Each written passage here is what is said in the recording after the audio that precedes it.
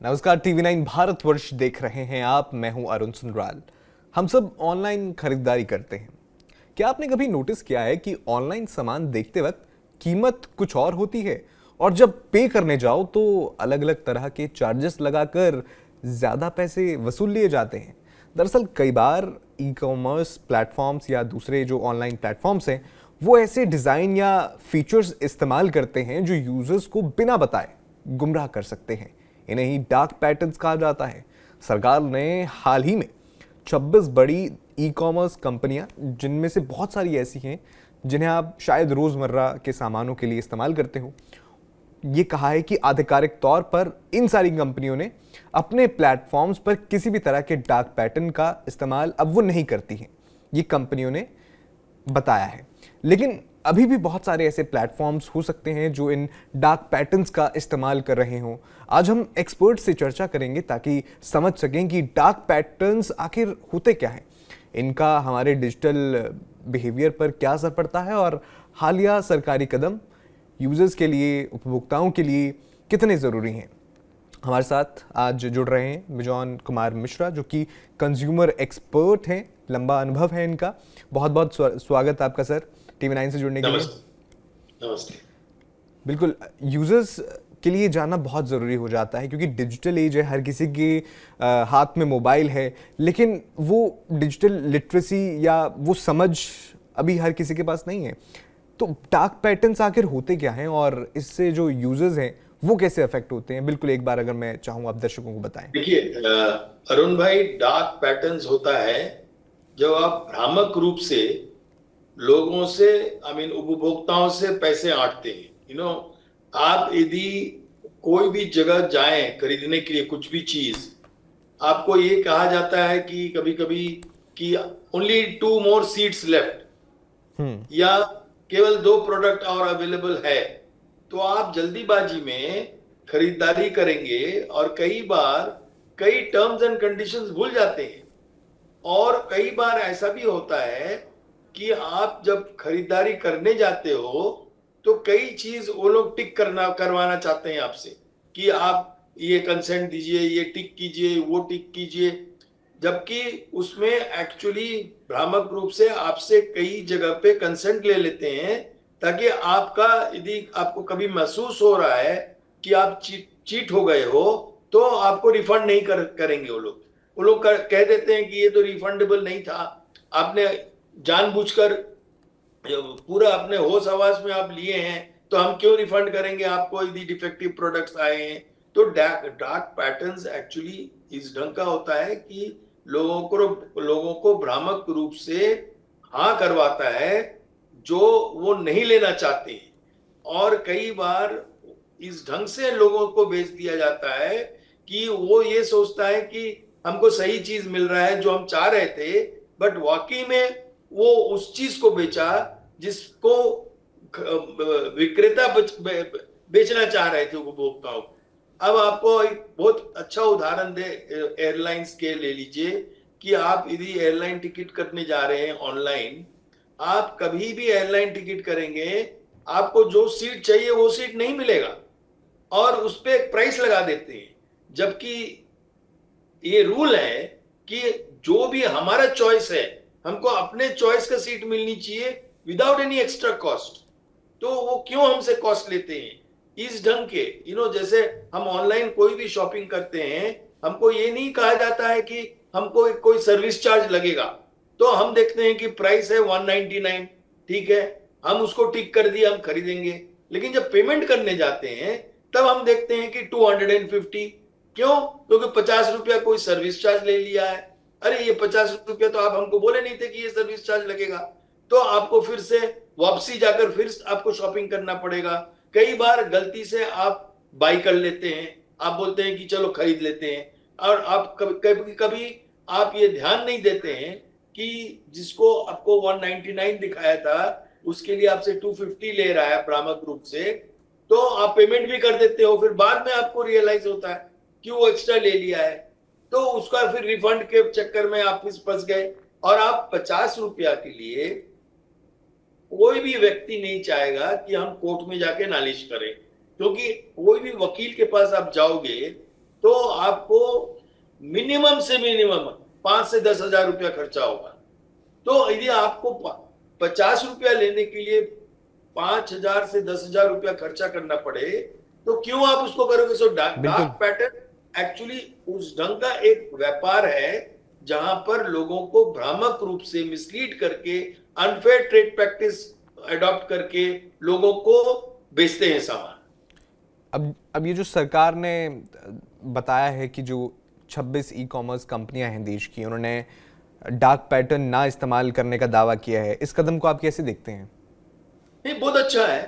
यदि सरकार ने उनको बाध्य किया है कि वो अपने आप को एक पारदर्शिता लाए उसमें, और वो सही ढंग से लोगों को बताएं कि हम नहीं करते हैं ये चीज, तो अब तो उसको आगे चलकर हमको देखना होगा ना, करते हैं कि नहीं। वो तो अपने आप सेल्फ सर्टिफाई किया है, बिल्कुल सरकार ने उनसे सेल्फ सर्टिफिकेशन करवाया है।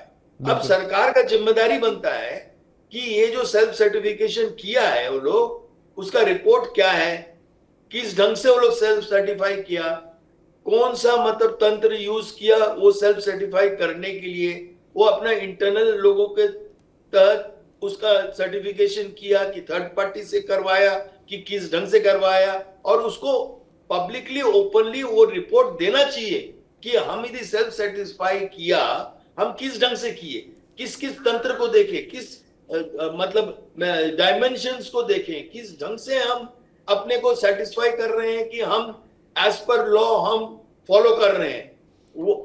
क्योंकि हम लोग ऑलवेज ये विश्वास करते हैं कि सरकार का जो जिम्मेदारी है, रेगुलेटर का जो जिम्मेदारी है, जैसे उपभोक्ता संरक्षण अधिनियम के तहत सेंट्रल कंज्यूमर प्रोटेक्शन अथॉरिटी है, अब हम लोग चाहेंगे कि सेंट्रल कंज्यूमर प्रोटेक्शन अथॉरिटी ये सारे आंकड़ों को इस ढंग से पारदर्शिता के साथ पब्लिकली सामने लाए जो एक आम आदमी समझ सकेगा।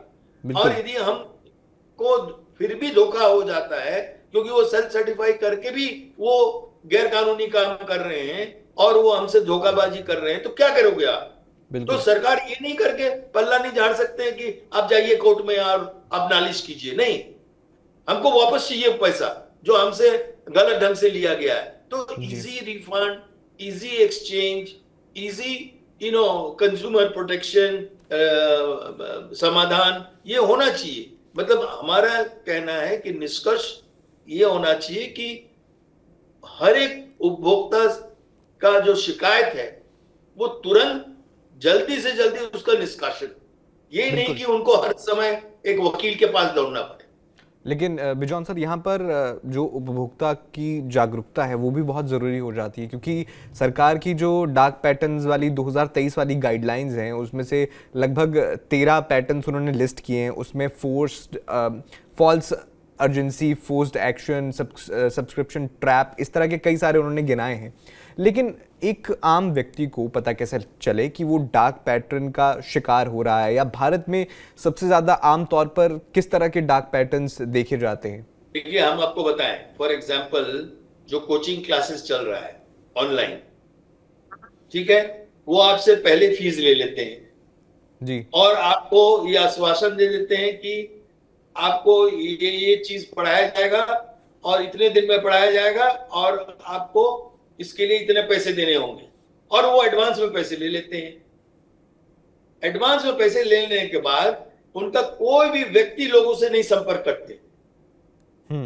तो आपको जब महसूस हो रहा है कि वो तो हमको ठग के निकल गया, अब वो जब ठग के निकल गए, हम लोग के पास कोई उपाय नहीं मिलता है। नेशनल कंज्यूमर हेल्पलाइन में शिकायत करने के बाद भी हम लोगों को ये मतलब सुनने को आता है कि अब हम लोग कुछ नहीं कर सकते हैं, आप जाइए डिस्ट्रिक्ट कमीशन में शिकायत कीजिए या स्टेट कमीशन में शिकायत कीजिए। अरे, हम ये कह रहे हैं कि आप जब डार्क पैटर्न का रूल्स निकाले हैं, हमारा एक अथॉरिटी है, एक रेगुलेटरी अथॉरिटी आ जाए, तो आप उनके ऊपर तुरंत कार्रवाई कीजिए, इमीडिएट एक्शन होनी चाहिए।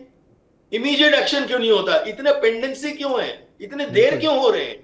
इसका मतलब इस पे ध्यान नहीं दिया जा रहा है, एक प्रायोरिटी नहीं दिया जा रहा है। आपने रूल्स बना दिए, आपने लोगों से ये लिखित रूप से ले लिए कि वो अपने को ऑडिट कर दिया है और सेल्फ सर्टिफिकेशन कर दिए हैं, ठीक है, इतना दूर तक तो सही है। लेकिन यदि वो गलत करता है तो उनको उस ढंग से जुर्माना देना चाहिए, उनके ऊपर उतना दबाव होनी चाहिए कि वो दोबारा उस ढंग का गलती ना करें। और बिल्कुल उस ढंग के लोग जो गलत कर रहे हैं, ये इसको भी पब्लिक करना चाहिए, ताकि हम लोग सब सतर्क हो जाएं कि इस कंपनी के साथ डील नहीं करनी चाहिए, ये एक फ्रॉडुलेंट कंपनी है। अभी कई जी हमारे पास शिकायत आते हैं इसको लेकर, जहां पर हम देखे हैं कि लोग जो प्रॉमिस करते हैं वो नहीं डिलीवर कर रहा है। अब सेल्फ सर्टिफाई कर दिए, अब हम देख रहे हैं कि फ्लिपकार्ट सेल्फ सर्टिफाई कर दिया है कि हम मान्यता हम मानते हैं इस चीज को। लेकिन अब यदि कोई शिकायत फ्लिपकार्ट का अगेंस्ट में आ जाता है और कोई उपभोक्ता वो शिकायत करते हैं, मेरा कहना है कि उनको इतना डर होनी चाहिए कि वो शिकायत ना आए, उसको कैसे वो मतलब रेजोल्यूशन दें, उस पे उसका समाधान कैसे निकालें। क्योंकि वो यदि वो समाधान नहीं निकालते हैं और तुरंत नहीं एक्शन लेते हैं, तो रेगुलेटर को बहुत स्ट्रिक्ट एक्शन लेना चाहिए इन लोग के ऊपर, जो हमको नहीं दिख रहा है कि ऐसा होता है करके। बिल्कुल। एक आम ग्राहक के लिए मैं चाहता हूं कि आप हमारे दर्शकों को समझाइए कि मान लीजिए अगर कोई ग्राहक इस तरह के डार्क पैटर्न का शिकार हुआ है और ये जो 26 ई कॉमर्स साइट्स हैं या कम प्लेटफॉर्म्स हैं या इनके अलावा भी कोई ऑनलाइन प्लेटफॉर्म है, वहाँ से उसे वो डार्क पैटर्न का शिकार हो गया है किसी भी तरह के फॉल्स प्रॉमिस या और भी कोई भी तरह का, तो वो उसके लिए क्या रोड मैप है, वो किस तरह से शिकायत कर सकता है, क्या चैनल्स हैं? अरुण भाई, आपका पैसा हमारा पैसे लेकर सरकार चला रहा है नेशनल कंज्यूमर हेल्पलाइन जी। तो कंज्यूमर वेलफेयर फंड जिसको हम लोग कहते हैं, उसमें वो पैसा रखा जाता है और यूज करा जाता है कंज्यूमर के पक्ष में, जो कंज्यूमर के हित के लिए हो। और वो कंज्यूमर वेलफेयर फंड बना है जहां पर फाइन्स इकट्ठा किया है सरकार ने कोई गलत ढंग से जीएसटी चार्ज कर लिया है, उसका जो रिकवरी होता है पैसा, वो सारा इस फंड में जाता है। जो अनक्लेम्ड मनी होते हैं वो कई सारे तंत्र से सोर्सेस से ये आता है उस फंड में। उस फंड से नेशनल कंज्यूमर हेल्पलाइन चलता है। मेरा ये कहना है कि नेशनल कंज्यूमर हेल्पलाइन का भी ऑडिट होनी चाहिए कि हम यदि फोन किए तो उसका जो रिकॉर्डिंग हुआ, उसका क्या समाधान दिया, वो बीच बीच में पब्लिक को सुनवाना चाहिए, या वरिष्ठ लोगों को इनवाइट करके और जो निष्पक्ष हो वो देखें, उसको उस तंत्र को सुधारें। क्योंकि हर समय यदि हम कुछ कह रहे हैं कि आप सुधारिए उसको, तो वो लोग सोचता है कि हम शिकायत कर रहे हैं। अरे हम शिकायत क्यों करने जाएंगे?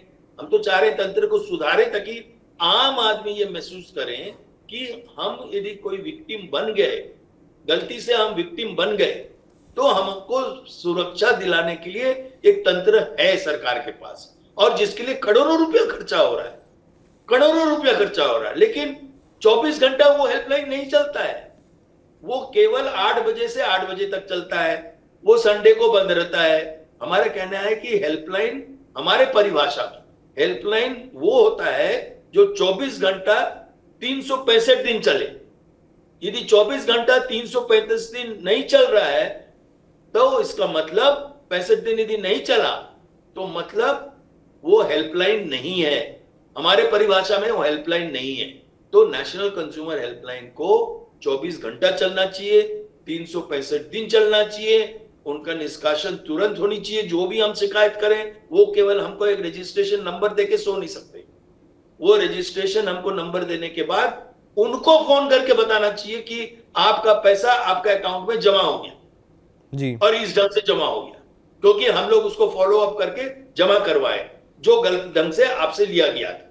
ये जब तक नहीं होगा हम कभी नहीं सोएंगे। इनफैक्ट इसीलिए हम कहते हैं जागो ग्राहक जागो। आप यदि सो गए तो तंत्र भी सो जाए, इसलिए आप बिल्कुल मत जगिए। आपको शिकायत करना चाहिए national consumer helpline, 1915 4 digit number, so easy to remember.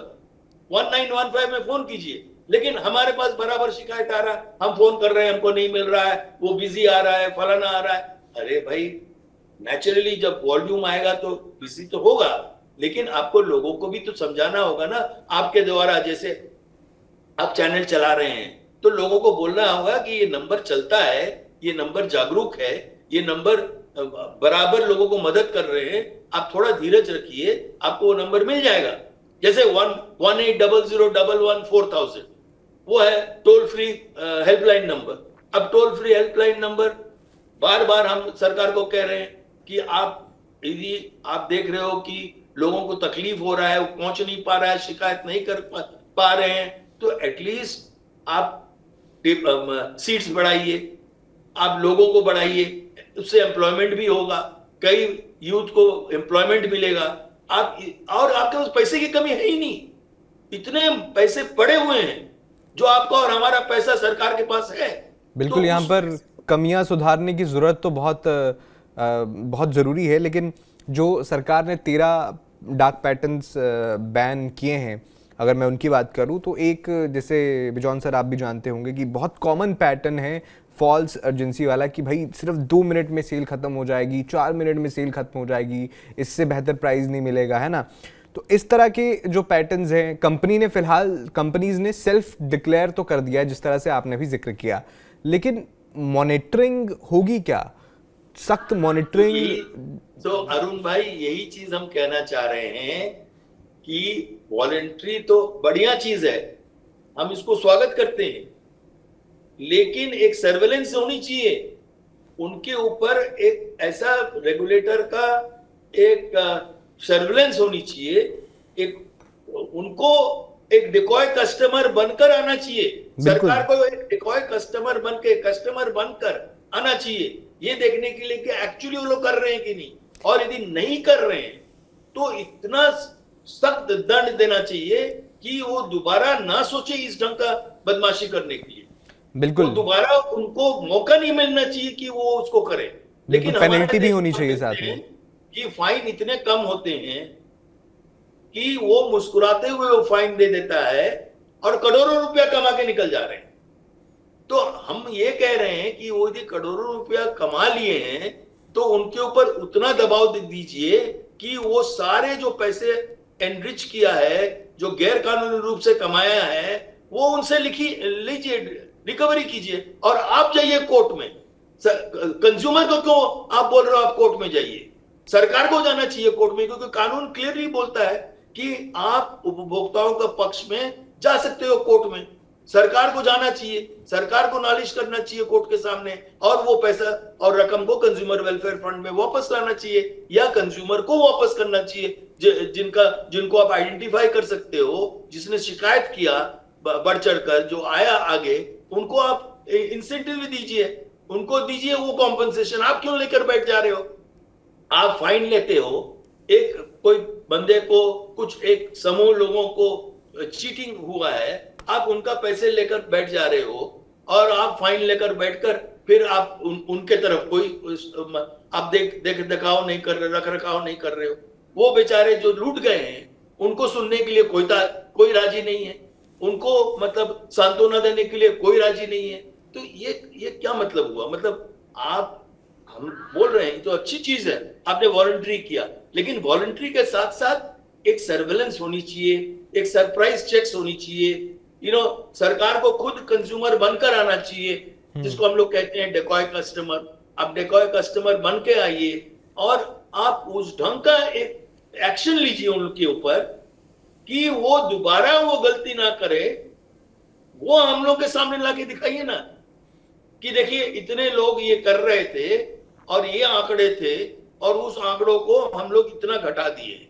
तो एक सबूत के साथ आइए हम लोग के पास, सबूत के साथ लोगों को दिखाइए, लोगों को विश्वास हो तंत्र के ऊपर, लोगों को विश्वास हो कि लोग जगे हुए हैं उनके लिए, उनका रख रखाव के लिए। आज करोड़ों रुपया खर्चा हो रहा है। सारे मतलब हमारे कहने का मतलब है कि आज कोई भी ये सरकारी तंत्र में कोई भी व्यक्ति ये नहीं बोल सकता है कि उनका तनख्वाह कम है, उनको इम्यूनिटीज नहीं मिल रहा है। लेकिन बिजॉन सर यहाँ पर एक ये भी आपने डिकॉय कस्टमर की बात की, लेकिन देखिए जो सरकार में भी काम करते हैं वो तो है तो आम लोग ही, वो भी ऑनलाइन सामान मंगाते होंगे, तो कहीं ना कहीं उन्हें भी ये देखने को मिलता होगा कि ऐसा पैटर्न है है ना, तभी तो कंपनियों से कहा गया कि 26 जो कंपनियां हैं कि आप भाई खुद सेल्फ डिक्लेयर कीजिए। बिल्कुल एक मॉनिटरिंग का पॉइंट या जो कड़ी पेनल्टी का पॉइंट है वो बहुत ज़रूरी यहाँ पर हो जाता है। लेकिन आने वाले समय में अगर देखें, क्योंकि डिजिटल बूम वो लगातार हो रहा है, हर व्यक्ति, गांव देहात, हर जगह आजकल मोबाइल है, स्मार्टफोन है, इंटरनेट है और डिजिटली सामान पहुँच रहा है। तो आने वाले समय में आप डिजिटल कंज्यूमर राइट्स को किस दिशा में जाते हुए देखते हैं? देखिए, हम ये देख रहे हैं कि हम लोग सही दिशा पे जा रहे हैं। नया कानून मिल रहा है, बन रहा है, जैसे डिजिटल पर्सनल डेटा प्रोटेक्शन आ गया है, उसका रूल्स बन गए हैं। कई कई नए कानून बन रहे हैं, कई आप देख रहे हो कि रूल्स भी बन जा रहे हैं। लेकिन कमी ये आ रही है कि लोगों को ये विश्वास नहीं हो रहा है कि हम इस तंत्र को विश्वास कर सके, सरकारी तंत्र को हम विश्वास कर सके, हमको मदद मिले। आज हमारे पास हजारों कंप्लेंट्स आते हैं जहां पर लोग परेशान हो जाते हैं कि उनको शिकायत कोई सुनने वाला नहीं है। वो 60 बार 70 बार रिमाइंडर भेज रहे हैं, रिमाइंडर पे रिमाइंडर भेज रहे हैं, लेकिन कोई जवाब देने वाले नहीं है। मेरा ये कहना है कि आप जवाब क्यों नहीं देते हो भाई? सरकार का काम है जवाब देना, आप जवाब क्यों नहीं दे रहे हो? जी, कोई भी मेल आपके पास आया और आप सोचते हो कि वो इंपॉर्टेंट नहीं है, बट एटलीस्ट जवाब देकर तो बोल दो कि आपका शिकायत हम एक्सेप्ट नहीं कर रहे, आपका शिकायत सही नहीं है। बिल्कुल, यहाँ पे जवाबदेही बहुत ज़रूरी हो जाती है सरकार की ओर से, या जो भी जो कंसर्न अधिकारी हैं, अफसर हैं, उनकी तरफ से जवाबदेही बहुत ज़रूरी हो जाती है। क्योंकि डेटा प्रोटेक्शन या जो कंज्यूमर राइट्स हैं, डिजिटल की बात भी अगर करूँ तो बहुत मामले, पॉपुलेशन देश की इतनी ज़्यादा है, लगातार मामलों में इजाफा ही होगा। आपको वर्कफोर्स चाहिए, जिस तरह से आपने भी जिक्र किया। लेकिन व्यूअर्स, जो दर्शक हमारे देख रहे हैं, जो रोज़ सामान मंगाते हैं, क्योंकि हर कोई आजकल रोज़ ही मुझे लगता है कि कुछ ना कुछ तो ऑर्डर कर ही लेता है ऑनलाइन, तो वो जो दर्शक हमें देख रहे हैं उनके लिए आप क्या सलाह देना चाहेंगे जब वो ऑर्डर करें? मेरा सलाह 3 स्टेप में है। 3 स्टेप अरुण भाई, 3 स्टेप। पहला स्टेप, यदि आप नाखुश हैं कोई भी ट्रांजैक्शन के साथ जहां पर आप अपना हार्ड अर्न पैसा खर्चा किए हैं, तो पहले तो कंपनी को शिकायत कर दीजिए। और कंपनी को शिकायत करने के बाद यदि आपका सुनवाई 24 घंटे में नहीं हो रहा है, क्योंकि हर कंपनी ये लिखता है I will come back to you in 48 hours, I will come back to you in 7 days time, ये गलत है। कोई भी व्यक्ति को यदि शिकायत किया जाता है, कोई भी कंपनी 24 घंटे से ज्यादा नहीं ले सकते हैं उस शिकायत का एटलीस्ट एक्नॉलेजमेंट पे, ये मेरा कहना है। तो पहले तो शिकायत कीजिए। नंबर 2, शिकायत करने के बाद यदि आपके पास सही जवाब नहीं आ रहा या आप खुश नहीं है उनके जवाब से, तो आपको तुरंत रेगुलेटर के पास चले जाना चाहिए, that is central consumer protection authority. और एक ही तंत्र है जिससे आप जा सकते हो, जो हम हेल्पलाइन नंबर का आपका जिक्र किए, 1915 या 1800114000, या आप व्हाट्सएप भी कर सकते हो 8800001915। मेरा ये कहना है कि आप तुरंत सरकार को कंप्लेंट कीजिए, क्योंकि उनका जिम्मेदारी है आपको सुरक्षा दिलाने का जी। लेकिन वो भी यदि आपको नहीं सुनवाई कर रहे हैं, तब आपको पब्लिक डोमेन में लाना चाहिए, आप जैसे चैनल में लाना चाहिए।